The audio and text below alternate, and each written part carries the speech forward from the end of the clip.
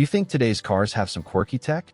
Well, buckle up, because the history of automobiles is filled with features that were downright bizarre, head-scratching, and sometimes just plain weird. We're counting down the 20 strangest car features ever used, and trust me, you won't believe some of these actually existed.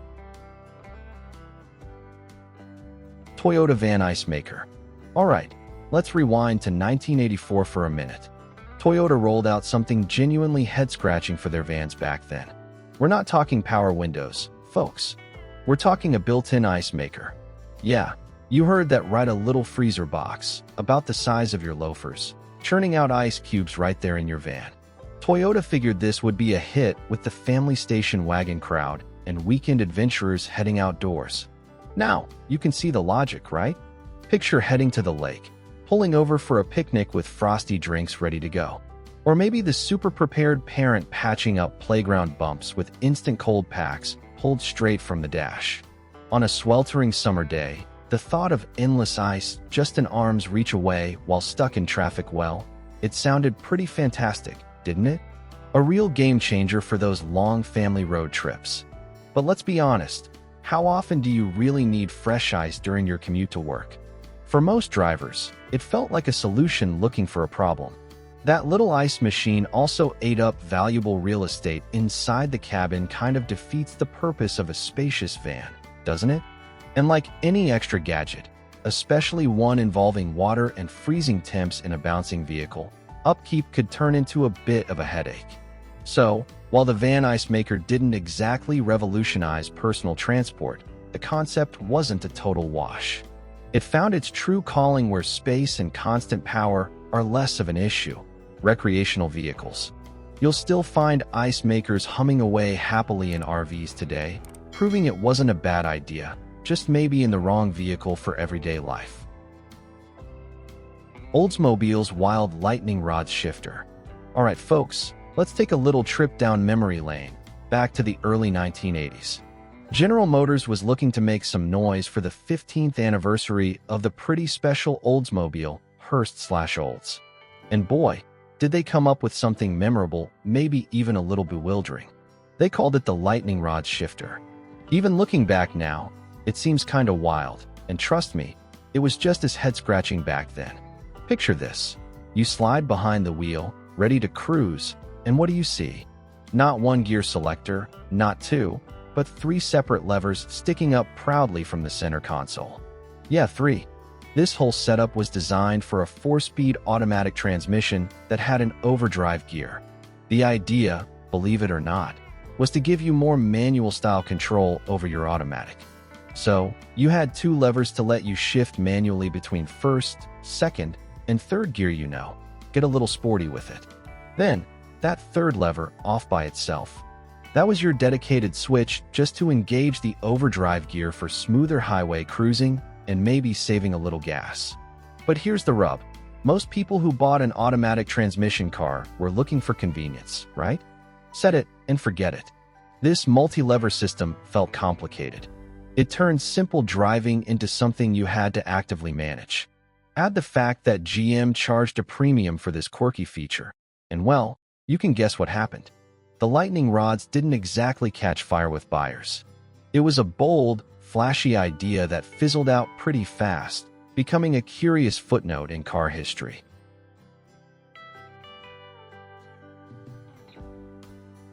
Automatic seat belts. Alright, let's talk about a quirky piece of automotive history that many of us probably remember from the late 80s and early 90s. Those automatic seat belts. You know the ones I'm talking about, the ones that seemed like a good idea at the time? See, back then, seatbelt laws were becoming stricter, but getting people to actually wear them consistently was another story. It just wasn't muscle memory yet for a lot of drivers, and some folks flat out resisted being told they had to buckle up. So car manufacturers thought, hey, let's engineer a solution. Enter the automatic shoulder belt. Instead of the integrated system we have now, you'd get this motorized track, usually along the door frame. You'd hop in, shut the door, and then came that distinctive whirring sound as the shoulder belt slowly glided back along the track, draping itself across your chest. Felt pretty high-tech for a moment. Open the door, and it would obediently slide forward again, supposedly making entry and exit easier. But here's where the execution got a bit clumsy.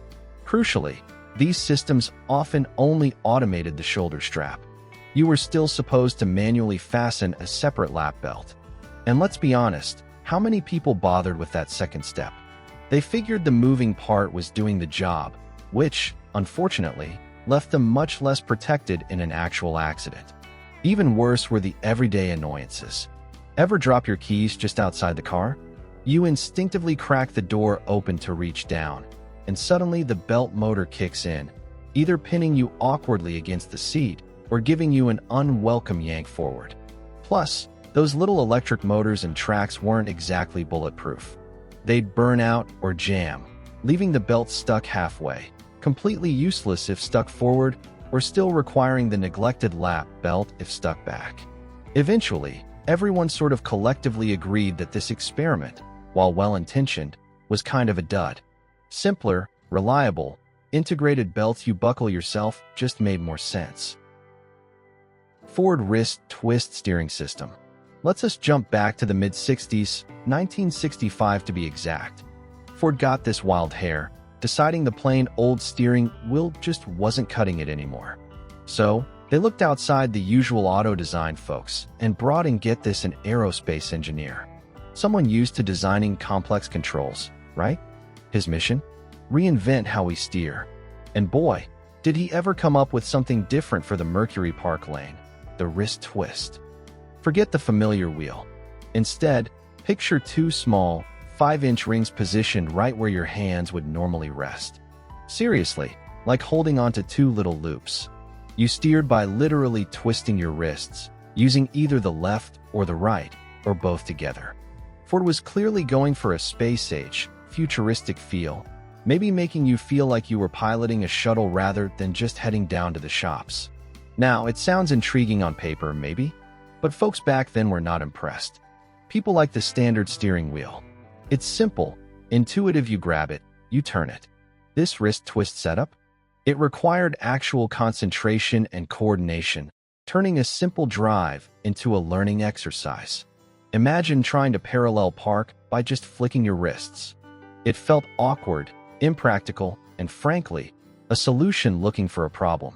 Ford quickly discovered that drivers weren't exactly eager to trade easy, familiar control for something that felt like a gimmick. The wrist twist disappeared faster than free samples at Costco, becoming just a quirky footnote in car history. Sometimes, the old wheel really is the best wheel. Ever owned a car with some weird or wonderful feature? We'd love to hear your story. Honda CR-V shower. Honda was really carving out a niche with the original CR-V, that smart, reliable little SUV everyone seemed to love. But in 1995, they did something unexpected. They offered an optional built-in shower. Yes, you heard me right, a shower, intended for use with your CR-V. Now, before you picture a tiled stall back there, it was simpler. Basically a handheld sprayer nozzle that plugged into the 12-volt outlet, paired with a little plastic tub you'd stand in beside the vehicle.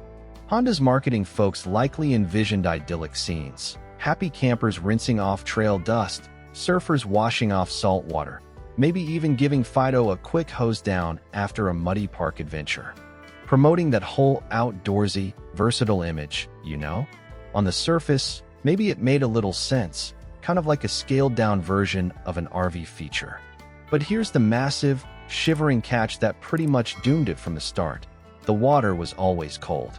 Unless your CR-V had been parked in Death Valley for 8 hours. And honestly, who wants a scalding shower then? You were getting a blast of straight-up icy water. That refreshing post-hike rinse suddenly sounds more like a dare than a luxury, doesn't it? Imagine trying to convince yourself that an Arctic spray is just what you need after getting all sweaty. BRR.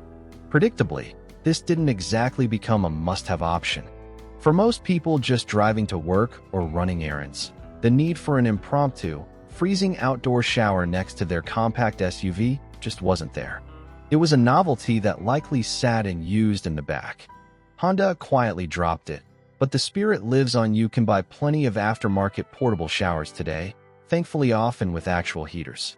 Still, the original CR-V shower remains a classic example of a quirky automotive idea that was maybe a little too adventurous for its own good. Chevy's spinning seats. You gotta hand it to Chevrolet. They weren't afraid to try things, especially back in the day. Remember those swivel seats? Popped up first in the late 50s, made a few comebacks. The idea was pretty slick. The front seats could pivot right out towards the open door. Made getting in and out a breeze, right? No more twisting yourself into a pretzel.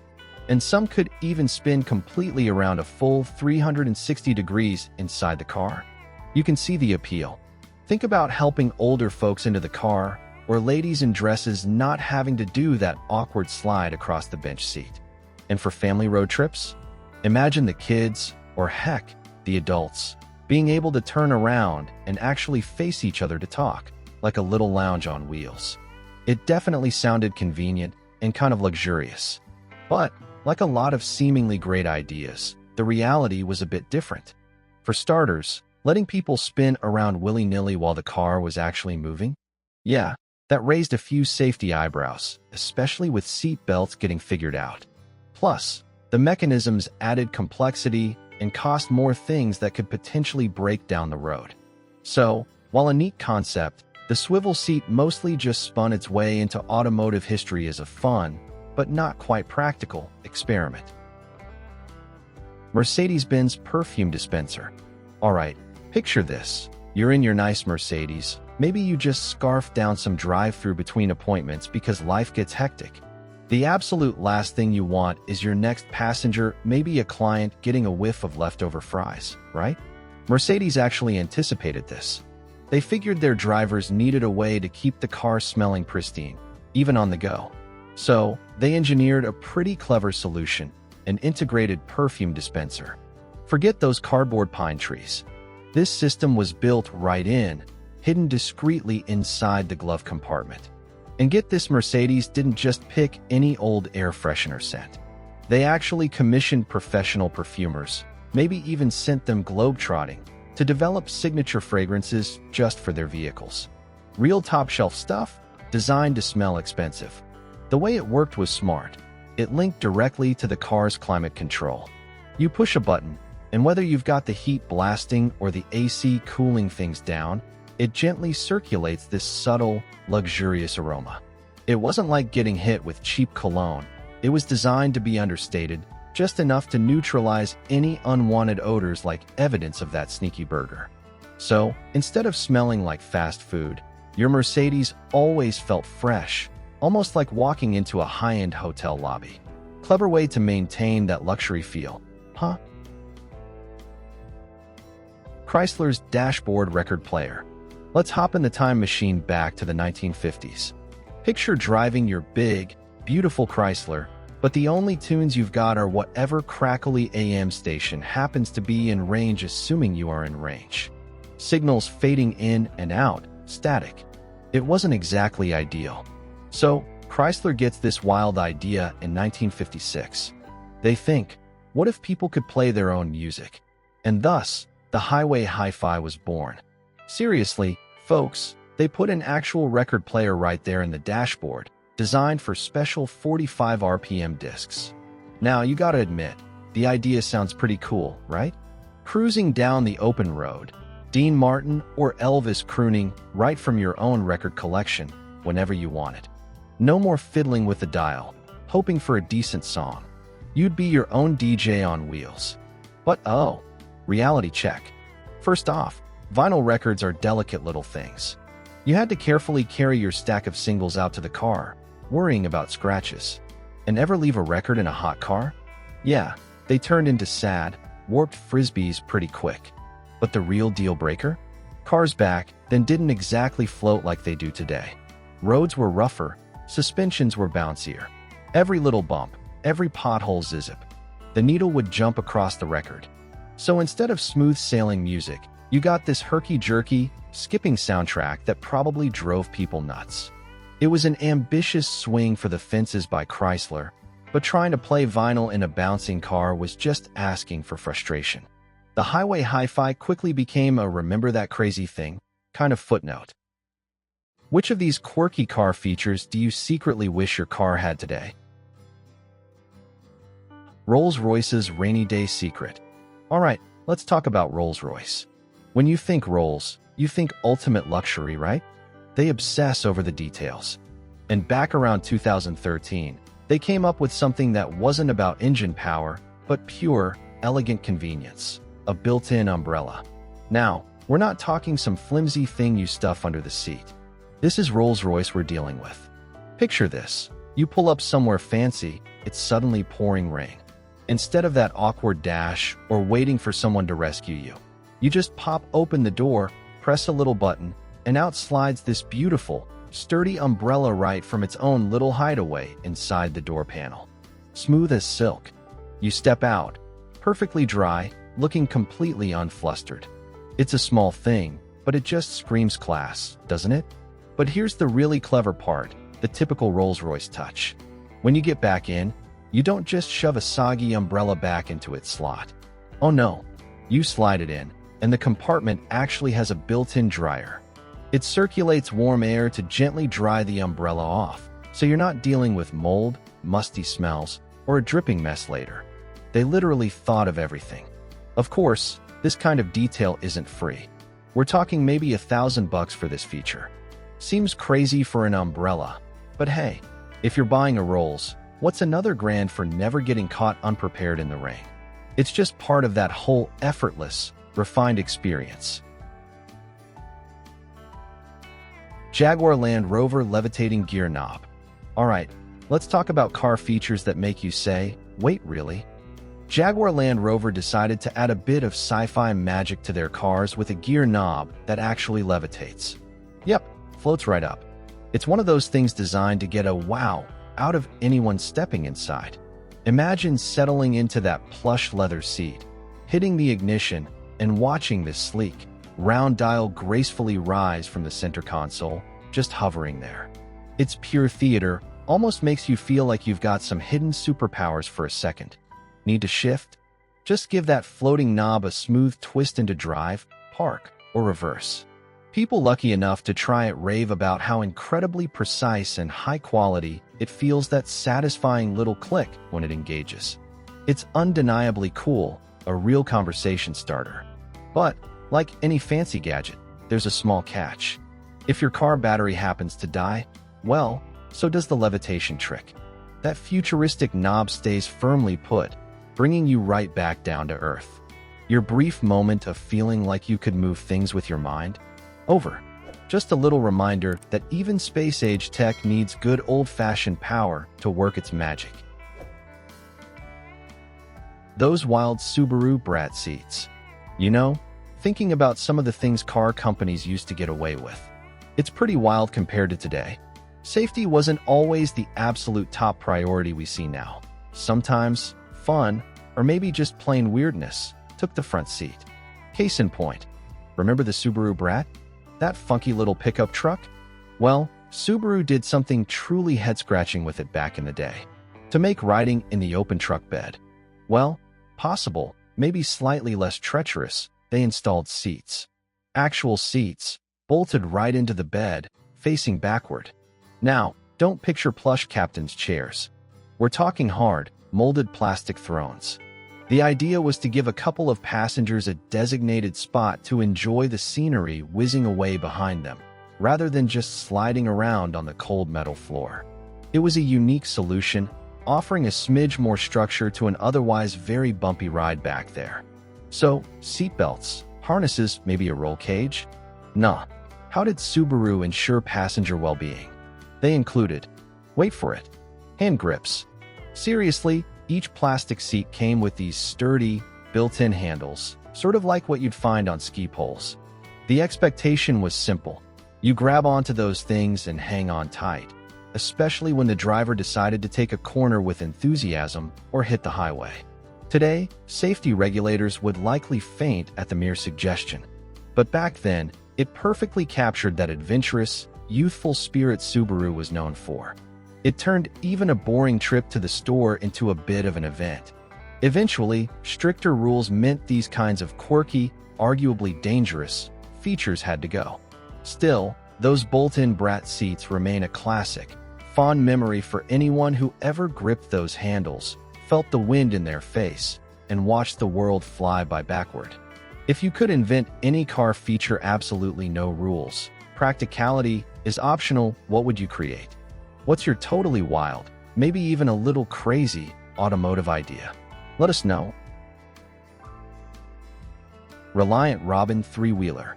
When it comes to oddball cars in automotive history, few are as instantly recognizable as delightfully Strangest the Reliant Robin. First introduced in 1973, this quirky little British car turned heads for one major reason. It had only 3 wheels. With 2 wheels in the back and just one in the front, the Reliant Robin looked like a car trying to imitate a tricycle, and that's exactly what made it stand out. In the UK, the Robin was more than just a novelty. It was actually a hit with budget-conscious drivers. Why? It promised to save money in all sorts of ways. With fewer parts, it was cheaper to manufacture and maintain. Fuel efficiency was impressive thanks to its lightweight fiberglass body and tiny engine, making it ideal for the fuel-conscious climate of the 70s. Even the insurance rates were a bonus because of its 3-wheel setup. The Robin was technically classified more like a motorcycle, which meant lower premiums for many owners. But it wasn't all rosy. The unique wheel configuration, with just one wheel up front doing all the steering, made the car notoriously unstable, especially around corners. Drivers had to be careful not to tip the vehicle, which earned it a bit of an infamous reputation in pop culture. American automakers took notice, but ultimately decided it wasn't worth the risk. The Robin's design never made it across the pond in any serious way. Nissan S-Cargo Speed Limit Chime. Alright, let's talk about truly annoying car features. Ever heard of the Nissan S-Cargo? It was this quirky little van from the late 80s, deliberately styled to look like a snail, hence the name, playing on escargot. Cute, right? Well, the charm kind of stopped there for some folks, especially because of one infamous feature. See, Nissan equipped the S-Cargo with a speed warning chime, common in Japan at the time. But this wasn't just a polite little ding.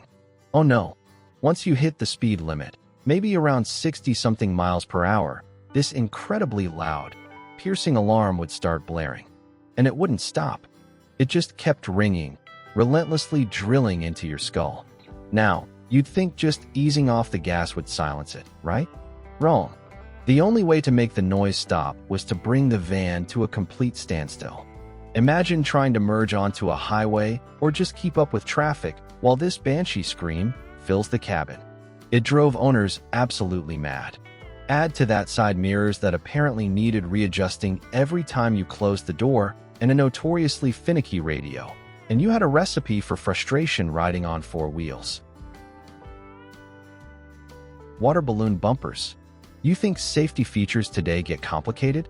Let's rewind to the 1960s, a time when car companies were throwing some truly wild, almost cartoonish, ideas at the wall to see what stuck. One of the strangest has to be bumpers literally filled with liquid. I'm not kidding, imagine giant, industrial-strength rubber bladders filled with water or some other fluid, strapped to the front and back of actual cars driving around. Sounds like something dreamed up in a backyard shed. But this was a serious attempt at safety innovation tested on the mean streets of New York, San Francisco, and Portland. The logic behind these so-called water balloon bumpers wasn't totally off base. The goal was to cushion those inevitable low-speed nudges, the annoying parking lot bumps, the gentle taps and stop-and-go traffic that drive you crazy. Instead of hearing that awful crunch of metal or scraping expensive paint, these big fluid-filled bumpers would just squish and absorb the energy. Sometimes, if the hit was just right, they'd even rupture, bursting open dramatically. Sure, probably made a bit of a mess on the street, but the thinking was your car's actual expensive bodywork would escape unscathed, saving you from bigger repair headaches down the line. They especially saw potential for taxis. Those guys are constantly navigating tight city streets and are practically magnets for minor dings. And reports from the time suggest they did work pretty well for those low-impact scenarios. But here's the major catch, the fly in the ointment. If one of those bumpers did give way and burst, replacing it was shockingly expensive. We're talking potentially up to $1,100 back in the 1960s. That's a huge chunk of change. Suddenly, the savings from avoiding a few paint scuffs didn't seem quite so appealing compared to the potential cost of replacing your high-tech water cushion. Unsurprisingly, the idea never really caught on for the average driver. Still, it's a fascinating, almost comical glimpse into automotive history's more experimental phase. When cars wore horse heads, imagine stepping back to the very end of the 1800s. Those first clunky automobiles are just starting to wheeze their way onto roads still dominated by horses and buggies.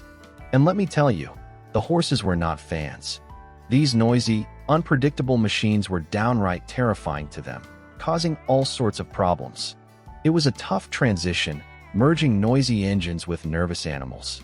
So, along comes this inventor, Uriah Smith, in 1899 with a truly unique solution. He thought, what if we disguise the car? His big idea was the horseless horsey. He literally proposed mounting a life-sized, realistic-looking horse head onto the front of the automobile. His thinking, which sounds odd now but made sense then, was that approaching horses would see the familiar shape and figure it was just another horse, calming their fears. Think of it like putting camouflage on a car to fool the local wildlife.